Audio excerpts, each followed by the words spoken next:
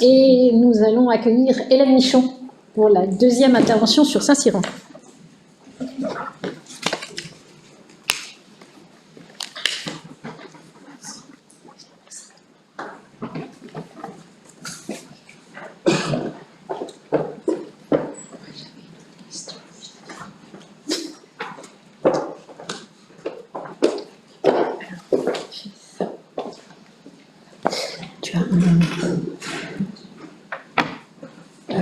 Adeline, peut-être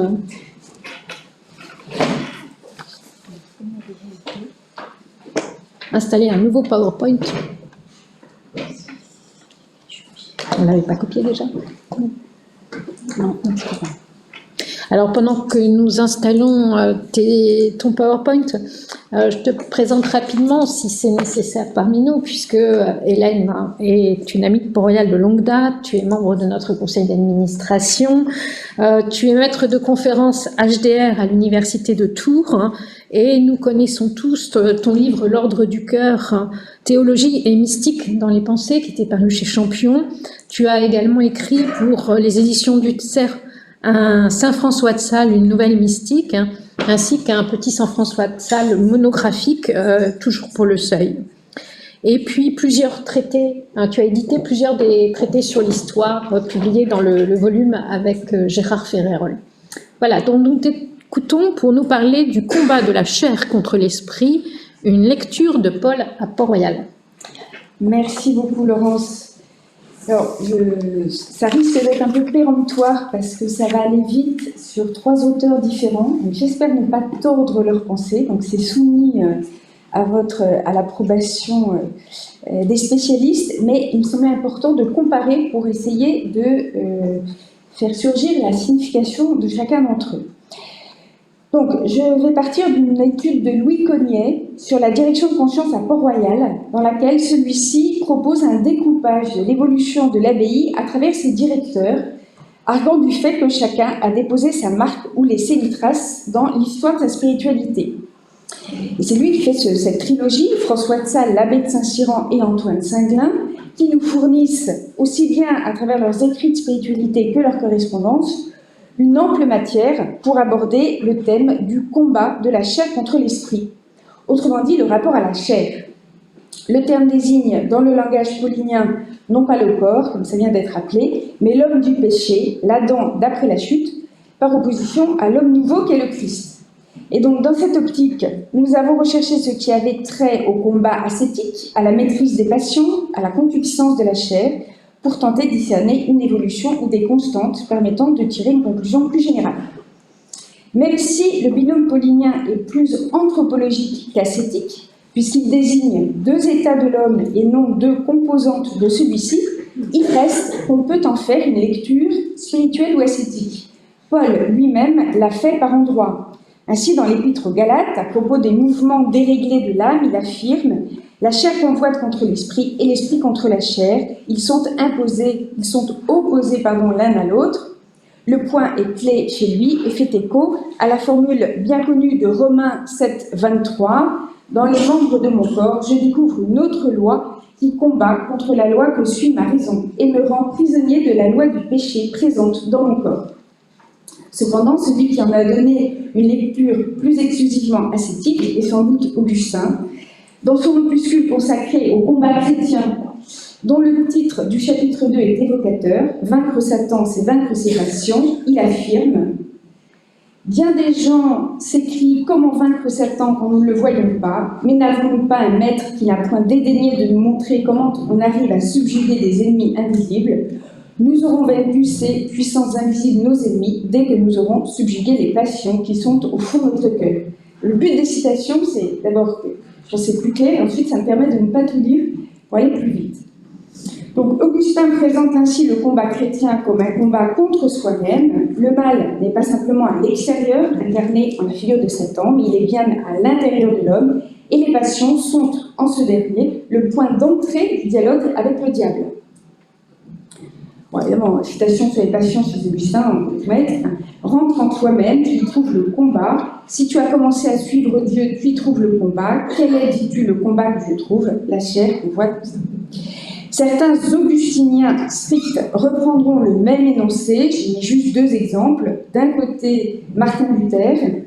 Toute la vie des fidèles est un combat et une haine contre les restes du péché dans la chair qui murmure contre l'esprit et la foi. Et comme Jansénus, dans la conclusion de l'opuscule, discours de la réformation de l'homme intérieur. Si dans cette guerre que vous avez déclarée à toutes les passions de l'âme, vous sentez une division et une révolte, ça.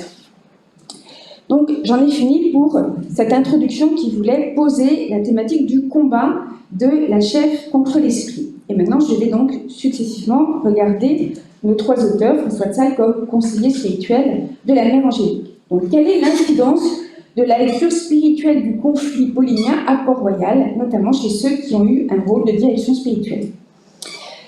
Alors, je vais regarder des textes théoriques et des extraits de correspondance. Le combat est relativement peu présent chez le premier d'entre eux, François de Sales, notamment dans les deux traités que sont l'Introduction à la vie dévote et le traité d'amour de Dieu. Une seule occurrence dans chacun des textes. Donc le premier, le traité d'amour de Dieu que vous avez sous les yeux. En cela consiste la guerre que nous sentons tous les jours entre l'esprit et la chair, entre notre homme extérieur qui dépend des sens et l'homme intérieur qui dépend de la raison. Et puis, je vous mets la seconde citation de l'introduction à la vie dévote. Et ce que je voudrais remarquer, c'est que dans les deux citations, le combat se situe pour l'un entre l'homme extérieur et l'homme intérieur, pour l'autre entre les parties ou les portions de l'âme. C'est un point très important, corroboré dans les sermons. Le pasteur encourage à cette guerre de soi contre soi, et à nouveau, cette chair est ma chère moitié, c'est ma sœur, c'est ma chère compagne, née avec moi, nourrie avec moi, et pourtant, et toutefois, elle me fait une si cruelle guerre. Que retenir de ces trois citations? Le souci constant du docteur de Genève, lorsqu'il convoque la citation paulinienne, de ne jamais identifier la chair aux passions et encore moins la chair au péché. Lorsqu'il détaille le combat, il marque que celui-ci s'instaure entre deux parties ou portions de l'âme ou entre deux moi. Ce qui fait que le principe d'opposition à Dieu ou à la grâce n'est jamais les passions seules, mais une partie de l'âme comprenant intelligence et volonté. Deux raisons à cela, là je rejoins des choses qui ont déjà été dites. La première, éviter toute forme de manichéisme qui verrait dans le corps un principe d'opposition. La seconde, il faut quand même la peine de rappeler, la définition même du péché. Il faut en effet se rappeler que tout péché exige une intervention de la volonté. Et donc on a une autre citation de François de Sales qui, me semble-t-il, est très éclairante. Nous avons de nous-mêmes et avons déjà vu que renoncer à soi-même, c'est se purifier soi-même. Quel est ce nous-mêmes qu'il faut purifier, puisque nous en avons deux, lesquels néanmoins ne font qu'une seule personne. Nous avons un nous-mêmes qui est tout céleste, lequel nous fait faire les bonnes œuvres, c'est cet instinct que Dieu nous a donné pour aimer, mais nous avons un autre nous-mêmes, c'est celui auquel il faut renoncer, nos passions, nos mauvaises inclinations, nos affections dépravées, et pour tout dire en un mot, cet amour propre duquel nous avons parlé. Donc François de Sales, premier point, évite à chaque fois le dualisme entre le corps et l'âme. Second point, il a été très critique tout au long de ses œuvres spirituelles vis-à-vis de la tentation, enfin ce qu'il appelle une tentation stoïcienne d'éradication des passions. C'est pourquoi elles ne sont jamais visées directement. Vous avez une citation sous les yeux qui rappelle donc cette grande folie stoïcienne de vouloir être sage d'une sagesse impossible. L'Église a condamné la folie de cette sagesse que certains anachorètes présomptueux voulurent introduire jadis, contre lesquels toute l'Écriture, mais surtout le grand apôtre, crie que nous avons une loi en nos corps qui répugne à la loi de notre esprit. Et, dernier point intéressant, lorsque les passions sont pointées du doigt chez François de Sales, elles le sont pour un motif plus rationnel qu'ascétique, c'est qu'elles nuisent au jugement droit. Et celui qui ne maîtrise pas ses passions est plus variant et plus bizarre que vicieux. Je vous laisse lire la citation qui est un peu longue, je lis le début. La plupart des personnes du monde se laissent gouverner et conduire par leur passion, non la raison, aussi sont-ils pour l'ordinaire, bizarres, variants et changeants en leurs humeurs. Puis on a une sorte de reprise de l'abbaye de Thélème, mais qui finit mal. Donc, ceux qui veulent se lever tôt, se lèvent tôt, et tard, etc. Bon. Ils se laissent emporter à leurs inclinations. C'est un mal ordinaire parmi les mondains. Ça, c'était le cadre. Alors maintenant, regardons les conseils spirituels donnés à la mère Angélique, qui sont tributaires de cette anthropologie. Donc, lorsqu'il dirige la mère Angélique par lettre, Il l'enjoint plutôt à lutter contre les mouvements impétueux de son caractère, ses mauvaises inclinations, que contre ses seules passions. Et le combat vise la vivacité ou la colère plus que la sensualité. Vous avez le texte, je sais bien que parmi tout cela, vous ferez 1000 échapper le jour et que toujours ce naturel si actif fera des saillies, mais il ne m'en choque pas, pourvu que ce ne soit pas votre volonté, votre délibération. Qui plus est, pour maîtriser les mouvements intérieurs, le conseil est donné par endroits de ralentir, d'alentir, comme dit François de Sales, les mouvements extérieurs, et la maîtrise du corps sert alors de propédeutique à celle de l'âme. Là, je rejoins ce qui vient d'être dit par Christian Belin. Alors, il parle à la troisième personne de la mère angélique, sa promptitude naturelle est la cause de tout son mal, car elle anime sa vivacité et sa vivacité anime sa promptitude.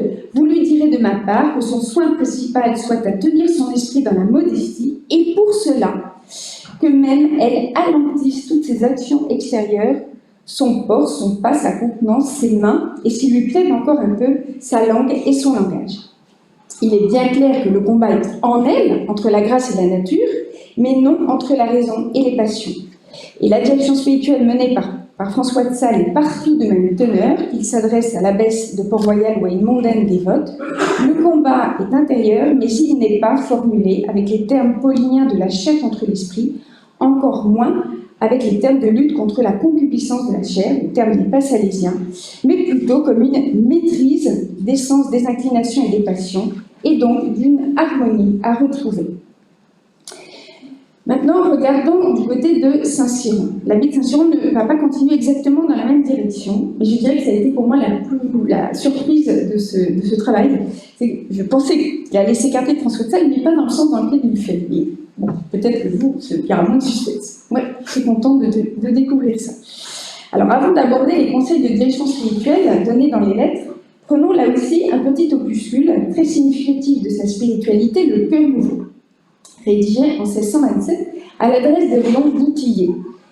L'argument essentiel consiste à affirmer qu'outre le cœur qui se trouve dans le corps, l'homme a été doté par Jésus-Christ d'un second cœur, le cœur nouveau qui se trouve dans l'âme, lequel n'est rien d'autre que l'esprit de Jésus-Christ. Par ce second cœur, l'homme mène une vie surnaturelle qui consiste à aimer Dieu. Les 3 exercices dont se compose la vie spirituelle consistent en premier lieu à retrancher tout ce qui est un frein à cet amour de Dieu, ensuite à prendre conscience de l'unité du corps du Christ et l'Église, enfin à nourrir cet amour de Dieu encore tendre. Puis l'auteur souligne à quel point cet amour est un don qui n'efface pas d'un coup les mauvaises inclinations, mais qui peut atténuer celles-ci par l'action de la grâce procurée par Dieu. Nous retrouvons bien une sorte de conflit entre mauvaise inclination et grâce, mais ce combat ne pourra se résoudre qu'en accueillant le don de Dieu. Et il est significatif que dans ce petit texte, nous ne trouvions pas le terme de combat ou de conflit, ni les termes de concupiscence ou de passion. Alors, à titre de comparaison, dans un texte à peine plus long et quasi contemporain, traduit par Arnaud d'Andy en 1642, le discours de la réformation de l'homme intérieur, le terme de combat est à toutes les pages, ceux de passion et de concupiscence très représentés également. Donc il y a bien, semble-t-il, une différence de perspective. Dans le texte de Jansénus, le combat est augustinien. C'est le combat de la chair contre l'esprit, devenu le combat à mener contre les 3 concupiscences. Et le texte est bien paulinien lorsqu'il identifie la chair aux désirs impurs et charnels. C'est pour cela que le même Dieu ne veut pas étouffer cet aiguillon de la chair, c'est-à-dire ses désirs impurs et charnels, parce que dans ce misérable état où sont les hommes, il y a l'ennemi plus redoutable qui est l'orgueil. En revanche, dans l'opuscule de Saint-Cyran, l'optique est celle du don de Dieu à recevoir et de l'action de la grâce à ne pas empêcher. En effet, accueillir ce cœur nouveau permet de mesurer à quel point les bonnes actions sont un effet de la grâce et combien l'âme doit ainsi nourrir confiance en Dieu et défiance envers soi-même. Mais si la victoire est un fruit de la grâce, la lutte contre les mauvaises inclinations, au sens de la chair paulinienne, l'est également pour Saint-Cyran, ce qui fait que le lexique du combat est également peu présent dans ses lettres de direction spirituelle. Et quand il l'est, le combat de la chair contre l'esprit a quelque peu changé de paramètre. Il s'agit soit du combat des tentations contre la grâce, soit du combat du monde contre Dieu. Mais il ne s'agit plus vraiment d'un combat individuel ou ascétique au sens traditionnel du mot.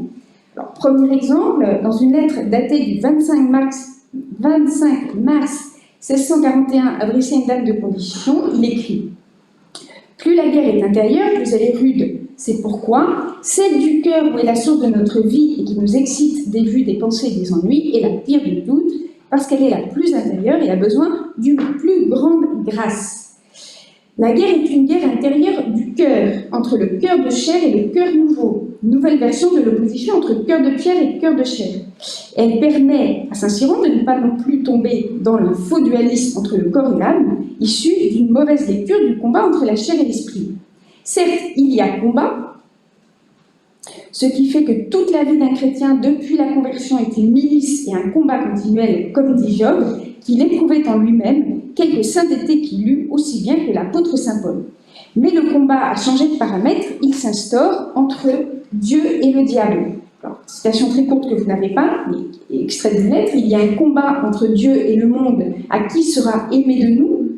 Le seul moyen de résister à ses yeux au diable est de ruiner, je cite, peu à peu en soi-même tout ce qu'il y a du monde pour bâtir à Dieu sur ses édifices, sur ses ruines, un édifice tout d'amour.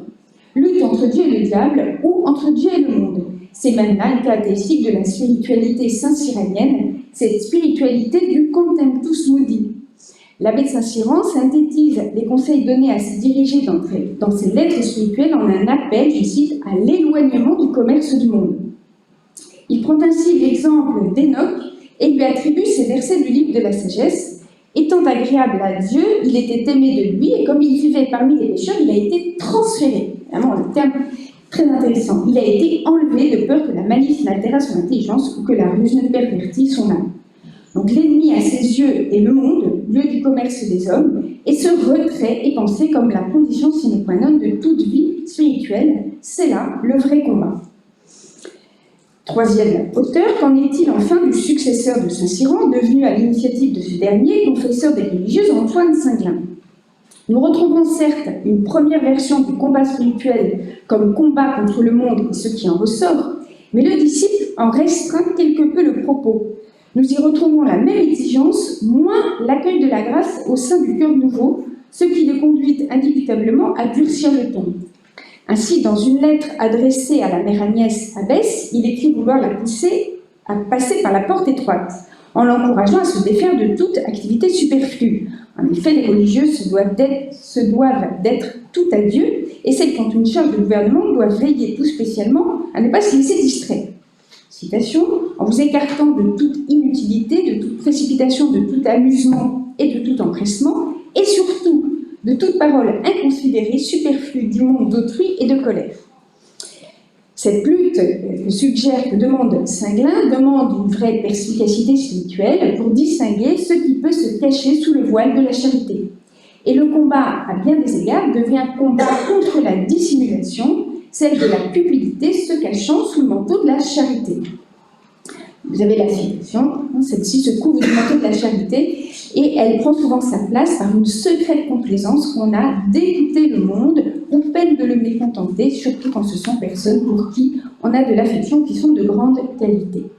On voit poindre ici la topique des fausses vertus, la fausseté étant toute dans l'intention. Le combat ascétique auquel appelle Singlin est dirigé contre la curiosité ou la superfluité, contre la langue, mais de lutte contre les passions ou les inclinations du corps, point. Ce dernier n'est d'ailleurs bien souvent présent que sous la forme de la langue. Cela dit, il s'agissait ici de conseils donnés à des religieuses. Qu'en est-il des conseils donnés à ceux qui sont dans le monde? Alors, il est vrai que le combat est par endroits plus concret. Ainsi, il écrit à la sœur de Pierre-Nicole, Charlotte, élevée à Port-Royal et qu'on n'a pas voulu garder comme religieuse, que son défaut dominant est cet esprit d'orgueil qui donne une secrète complaisance envers soi-même. Il ajoute « Ce que je puis vous conseiller en général est de bien travailler à mortifier vos passions, pratiquement la seule occurrence, à vous séparer le plus qu'il vous est possible de toutes sortes de conversations, même de personnes dévotes, où l'on perd beaucoup de temps. Et vous reconnaîtrez votre avancement dans la vertu par l'aversion des choses présentes et le mépris de vous-même, et par le désir de la vie éternelle. Si la thématique du combat contre la chair est bien là, elle se double de celle du retrait, mortifié, séparé, méprisé. On perçoit encore l'influence du contemptus mudi dans les conseils donnés, mais à nouveau, il s'agit d'une jeune fille qui en fait souhaite devenir religieuse. Le Contentus Mundi est pourtant exprimé de manière plus claire à l'adresse de ceux qui se sont convertis mais restés dans le monde. À Monsieur de Pontchâteau, il écrit « Ce que vous avez le plus à faire présentement est de commencer de retrancher tout ce qui peut être mauvais ou qui vous peut nuire pour vous donner tout à Dieu, toute curiosité, vanité, vains amusements. » C'est exactement la même énumération que pour la mère Agnès, compagnie et conversation mondaine. Il est sans doute que le meilleur pour vous serait de quitter entièrement le monde et de vous enfermer dans un monastère. Donc on voit bien que l'énumération est la même parce que la vie spirituelle est pensée sur le même mode, la vie cloîtrée. Dans certains cas, cependant, la dirigée peut n'être pas appelée à se retirer du monde. C'est le cas de la duchesse de Longueville. En tout cas, Saint-Guin ne souhaite pas qu'elle reste. Et donc, il lui formule des conseils, alors, plus traditionnellement ascétiques. Mais la lutte s'instaure alors contre la vanité. Ce n'est pas un bon remède que de quitter une bonne œuvre ou un devoir parce que l'on sent un penchant à la vanité ou à la complaisance. Il faut se munir contre la vanité et la complaisance par la vigilance, la prière et le désaveu de ces mauvais mouvements, en ne faisant rien en faveur d'eux et ne mettant rien à vos yeux. Mais en fait, la spiritualité de ce Contentus Mundi reprend le dessus lorsqu'il s'adresse à des âmes choisies, comme c'est le cas de Louise-Marie Gonzague, reine de Bologne et amie de la mère Angélique. Il ne peut certes l'encourager à quitter physiquement le monde, mais il l'enjoint à le faire spirituellement en travaillant à le haïr de toutes ses forces. Cette séparation du monde vous donnera lieu de commencer à jouir de la véritable félicité à quoi vous aspirez et vous fera mieux connaître que toute autre chose le néant du monde qui n'est pas moins méprisable qu'il est dangereux. On comprend que chez le disciple de Saint-Cyran, les paramètres du combat se sont encore un peu déplacés. Ce n'est plus l'esprit qui lutte contre la chair ou le cœur nouveau contre le cœur ancien, mais c'est l'homme qui se doit de lutter contre le monde, lequel est devenu le lieu du diable. Je cite, « Le monde, ce sont les créatures et leurs passions mues par la concupiscence et non par la charité. » Alors si dans la tradition chrétienne, le terme de monde a toujours possédé au moins trois sens, un lieu, un état soumis aux trois concupiscences et le commerce des hommes, il est manifeste que pour ce directeur de Port-Royal, le second sens a prévalu et largement contaminé les deux autres. Et dans une lettre à la nièce de Saint-Cyran, âgée d'une dizaine d'années, jeune pensionnaire de Port-Royal, il formule ainsi le combat à mener contre la moquerie.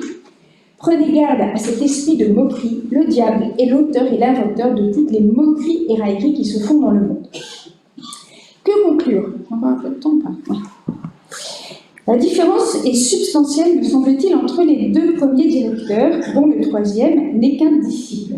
En effet, si l'on peut avancer que Salles comme Saint-Cyran se présentent tous deux comme augustiniens, ils en tirent une anthropologie quelque peu différente. François de Sales centre la vie spirituelle sur une imitation de Jésus-Christ qui fait de l'acquisition des vertus une direction fondamentale, plus que de la lutte contre les concupiscences. Et on ne trouve chez lui ni mépris du corps, ni mépris du monde. Dans le cas de Saint-Cyran, la perspective est un peu différente. La vie spirituelle ne consiste pas, en tout cas pas seulement, à acquérir des vertus, mais plutôt à acquérir l'Esprit de Dieu, en quoi consiste toute vertu. Et c'est parce que cette lutte ascétique est moindre, en fait, qu'il y a une substitution, que le combat spirituel est moindre également. Alors, l'une des clés d'un tel changement se trouve dans sa lecture, je pense, dans sa lecture de l'histoire de l'Église, donnée dans une lettre à une fille postulante de religion. Ah ben, vous l'avez souligné, c'est parfait. C'est l'imperfection des chrétiens et le relâchement de la vraie discipline de l'Évangile qui a distingué ces deux noms de chrétiens et de religieux. L'Église a été les 3 premiers siècles qu'il n'y avait point d'autre maison religieuse que celle des vrais chrétiens, dont les familles étaient comme des monastères et où ceux qui vivaient dans le mariage étaient comme des religieux. Mais parce que le monde est devenu corrompu et qu'on a mis presque toute la piété de la religion dans les seules choses extérieures comme sont les confessions et les communions, que la cupidité s'est saisie du dedans du cœur au lieu de la charité qui devait être comme étant le principal de la religion, le Saint-Esprit pousse les âmes qu'il aime à quitter le monde où il n'y a que vanité, oisiveté, intérêt. Il est difficile de mener une vie conforme à l'exemple de Jésus. Ainsi, à l'en croire, l'état chrétien accompli est celui du religieux vivant dans un monastère, c'est-à-dire d'une personne dont le cœur est rempli de charité et qui est parvenue parce qu'elle s'est retirée du monde en corps ou en esprit. Si les premiers chrétiens ont pu vivre dans la cité comme des religieux, avec le temps, il a fallu que les vrais chrétiens s'en retirassent effectivement. À cette première caractéristique s'en ajoute une seconde, sa définition de la charité. La charité, pour Saint-Cyran, n'est rien que le premier rayon de Dieu qui, par une infusion admirable, nous donne son esprit avec sa charité, laquelle seule est avec lui notre vertu. Cette charité est toute spirituelle et s'oppose curieusement aux choses extérieures que sont les confessions et communions. On a mis presque toute la piété de la religion dans les seules choses extérieures, comme sont les confessions et communions. De sorte que la religion de Saint-Cyran n'est pas seulement claustrale, elle est encore spirituelle, au sens où la matérialité du culte peut être vue comme concurrente à la charité. Le monde est alors à éviter pour ces deux raisons, lieu de tentation et lieu de culte extérieur. Dès lors, son optique de la vie spirituelle est la suivante, et c'est pour ça que la lutte se dissout dans ces deux thématiques. Soit il s'adresse à des religieuses qui se sont déjà séparées du monde, l'axe de la vie spirituelle est alors le renouvellement, qui vise à chasser la routine dans la réception des sacrements pour ne recevoir la grâce de Dieu qu'avec un cœur nouveau ou renouvelé. La vie spirituelle est alors toute centrée dans le fait de différer les sacrements pour mieux s'y préparer, sachant qu'ils ne sont pas, d'après lui, la seule voie d'accès à Dieu. Soit il s'adresse à des personnes restées dans le monde, il les encourage alors à quitter ce dernier dans la plupart des cas, ou à vivre en son sein comme n'y étant pas dans d'autres. Toute la lutte se centre alors sur le retrait, et le combat contre les concupiscences devient essentiellement un combat contre la langue. C'est à quoi il faut travailler particulièrement en se souvenant que la concupiscence règne principalement dans la langue, ce qui nous oblige d'avoir soin de la dompter en se séparant de la plus grande partie des hommes et abrégeant le plus que l'on pourra l'entretien avec ceux avec lesquels on est obligé de parler pour ses affaires, parce que les discours sont des semences d'une infinité de péchés qui forment ce commerce malheureux dans lequel consiste la contagion et la malignité du monde. Parce que la langue est le symbole du commerce avec les hommes, au moment où elle devient dans le monde l'outil de la conversation, lieu de toute sociabilité, elle reste, pour ces deux derniers directeurs de Port-Royal, l'outil de la corruption, l'instrument de la médisance et de la critique émis de la charité. Le corps, ici, est devenu langue, comme le monde était devenu diable. Et donc, je conclus. Pour François de Sales, le combat spirituel est plus large que celui de la chair contre l'esprit. Il faut se purger des vices et des mauvaises inclinations, ne pas se laisser déborder par ce peuple intérieur pour acquérir des vertus. La vie morale est conquête d'une liberté. Pour Saint-Cyran, l'enjeu, me semble-t-il, est l'accueil de la grâce-charité. Plus que de combat, il s'agit alors de substituer à la vanité la charité, laquelle est presque impossible à trouver dans le monde. Le combat passe insensiblement du combat contre l'amour-propre au combat contre son lieu qu'est le monde pour obtenir de vivre selon le cœur nouveau. Enfin, pour Singlin, il retient de son maître ce mépris du monde qui élargit le commerce des hommes. Le combat s'instaure alors contre la langue et les relations humaines devenues utilisables. Le combat ascétique est alors bien présent, mais il est tourné paradoxalement, à bien des égards, pas seulement, mais à bien des égards, davantage vers autrui que vers soi-même. Voilà.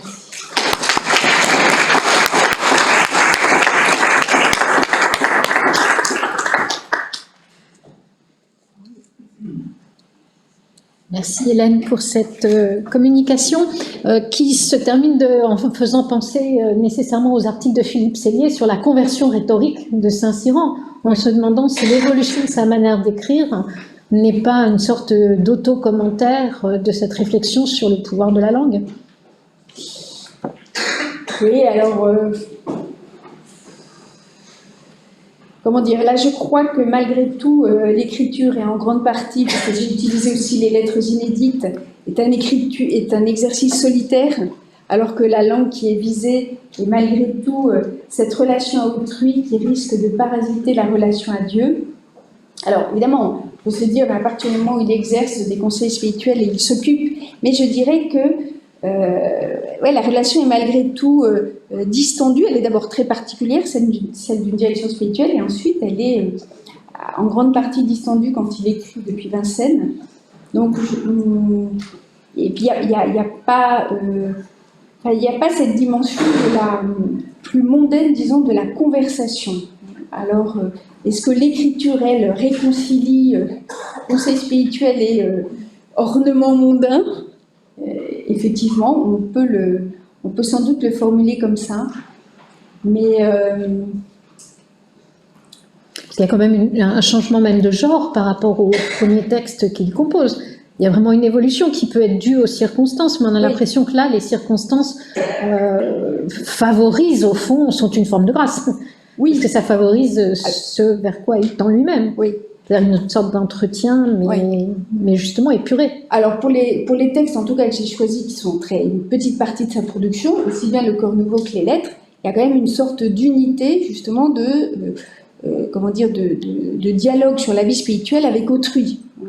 Donc, même s'il y a, je n'ai pas aperçu, en tout cas en lisant l'opuscule et les lettres dans la suite, avec cette thématique du cœur nouveau, il me semble plutôt que ce petit opuscule peut être utilisé comme une clé pour la correspondance, dans lesquelles, ce qui est assez frappant quand on les lit un peu en continu, mais ça il faudrait que Christian Belin corrobore ou pas, il y a finalement, il est peu question du combat ascétique traditionnel. Et donc finalement je me suis demandé comment est-ce que, quel était le point de départ de Saint-Cyran. Et voilà, comme on est dans une logique finalement de nouveaux cœurs, ça me semble colorer largement les conseils donnés. Mais je ne sais pas si je réponds à ta question. Je ne vais peut-être pas monopoliser la discussion. Oui.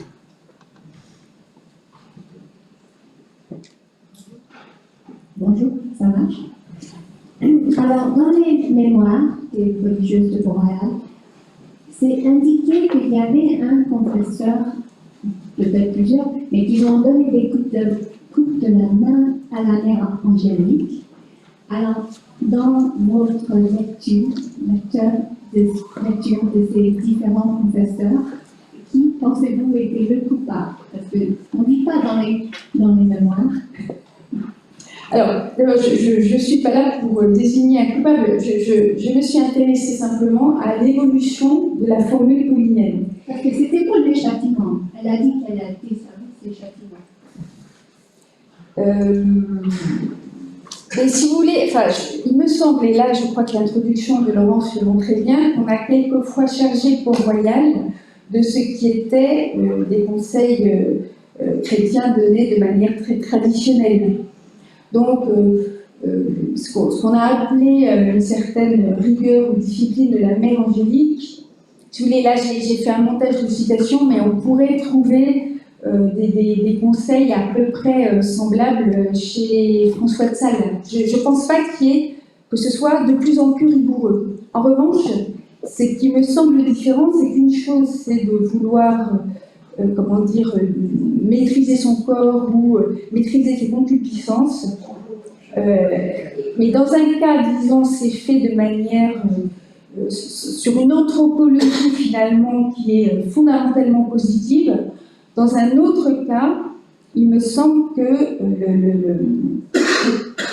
ça s'accompagne, ces conseils spirituels s'accompagnent d'une certaine dénégation d'une partie de la vie humaine. Alors, votre question est, est-ce que ça vient plutôt de Saint-Cyran ou de la mère Angélique? C'est ça?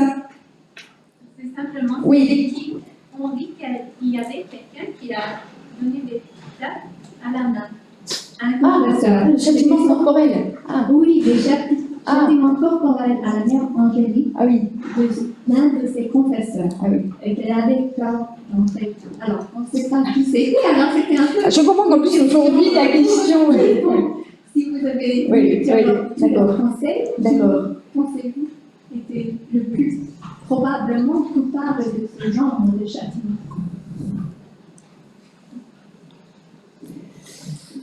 Alors là, Il faudrait peut-être demander à Anne-Claire Bolongo, qui s'est délocalisée corporellement en Corée, mais reste très joignable par l'esprit et les réseaux sociaux, WhatsApp, etc. C'est une remarquable connaisseuse de tous les textes, tous les mémoires, et peut-être qu'elle aurait une réponse sur ce qui est quand même un détail concret où effectivement j'ai lu les lettres de Saint-Cyran, il n'y a rien dedans qui laisse Non. supposer un comportement de ce genre, Elle vraiment a pas. étiqueté justement Cinglin, et là non plus. Mais bon, après, si c'est raconté dans les mémoires, c'est sans doute véridique. Mais Constance, tu n'as pas vu ça en préparant, non? La question à chercher. Ah oui, tu en vois clair, voilà. de la gifle, non, mais Laurent, oui? Est-ce que la langue chez Saint-Cyran ou chez Cinglin, c'est encore le corps? malgré tout, on peut penser à l'épître de Jacques lorsqu'il dit que la langue est cause de tous les péchés, c'est quand même c'est l'organe du corps évidemment qu'utilise l'âme pour le bien ou pour le mauvais, mais d'une certaine manière, comme le péché n'est pas dans le corps, c'est une partie du corps. Je pense que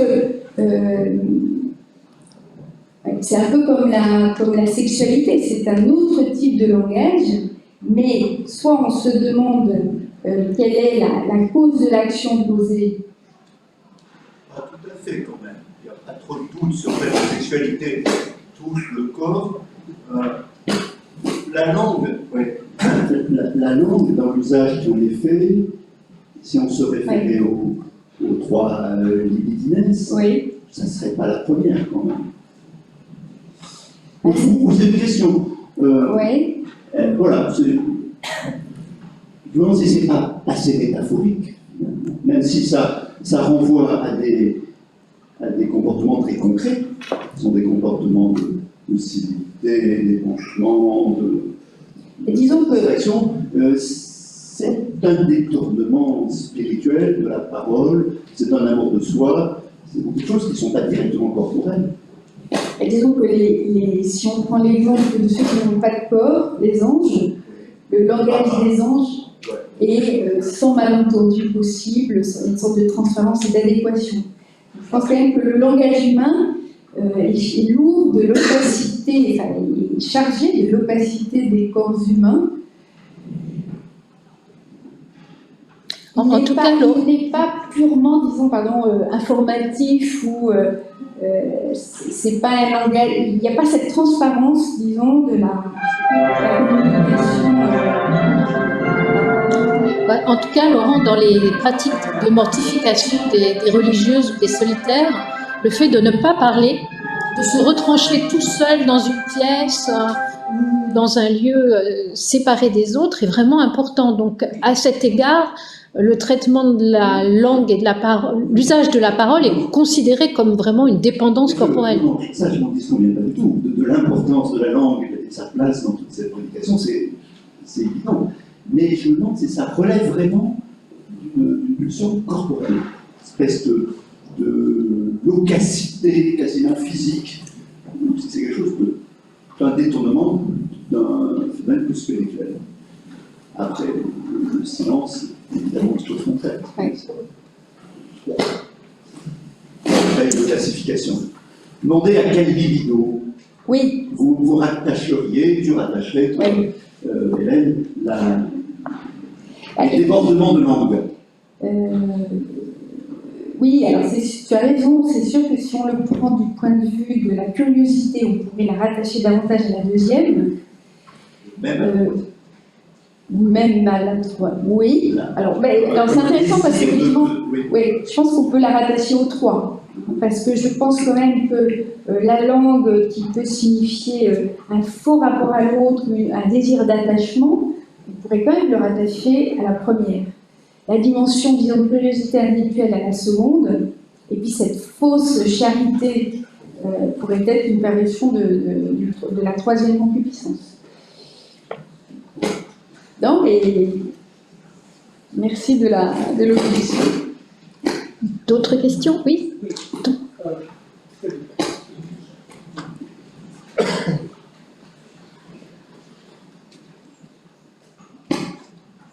Oui. À propos de cette... C'est pas l'allumette? Bon, oui, à propos de la lettre 50, me semble-t-il, de Saint-Cyran, on peut y revenir? Oui. Oui.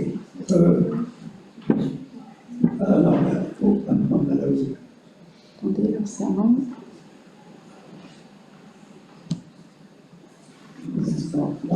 Là où je parle des 3 premiers siècles, vous vous souvenez? Ah oui, oui, oui, oui, tout à fait. Voilà, oui. Et l'Église a été les 3 premiers siècles, etc.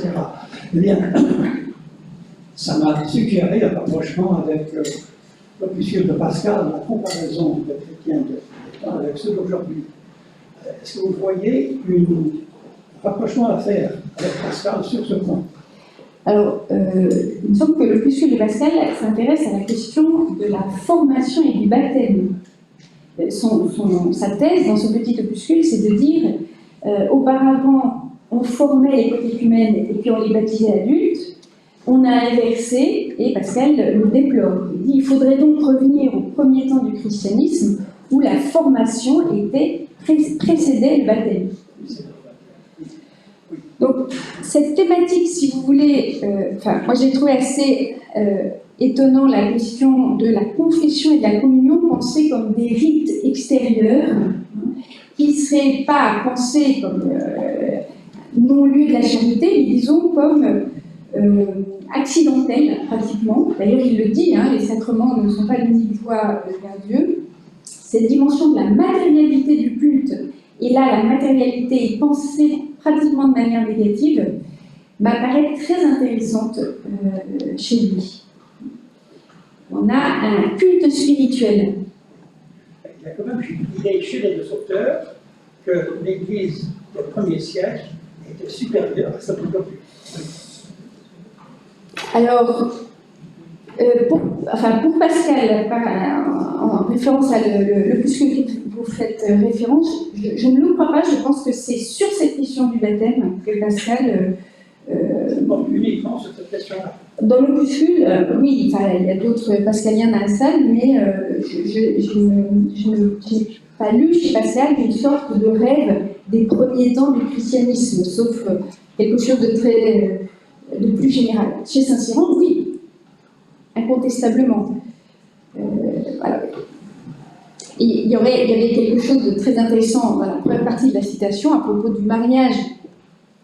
Il en était question dans la première communication d'Augustin. Donc là, les mariés, les familles vivent comme des monastères. C'est intéressant parce que la dimension religieuse ou cloîtrée ne porte pas ici sur la continence ou le célibat, mais sur le mode de vie de la famille. En fait, il y a énormément à tirer, me semble-t-il, de cette... La vertu chrétienne dans le mariage. De cette lettre. Oui, il faut voir ce qu'il critique et ce qu'il ne critique pas. Mais moi, j'étais partie dans une autre dynamique, donc je ne suis pas restée là-dessus, mais ça me paraît intéressant. Bien, s'il n'y a plus de questions, on va peut-être céder à nos corps et aller les restaurer provisoirement. Je rappelle aux intervenants et aux doctorants qui nous aident qu'ils restent déjeuner avec nous. Et quant aux autres, je vous propose de nous retrouver à 15h pour les débats de l'après-midi. Je vous rappelle qu'ils se terminent par un cocktail auquel vous êtes tous chaleureusement invités avant de vous rendre à l'église Saint-Étienne-du-Mont. Et là, je vous conseille de prendre vos petites laines. En principe, il n'y a pas de chauffage à l'église. Voilà. Non, mais...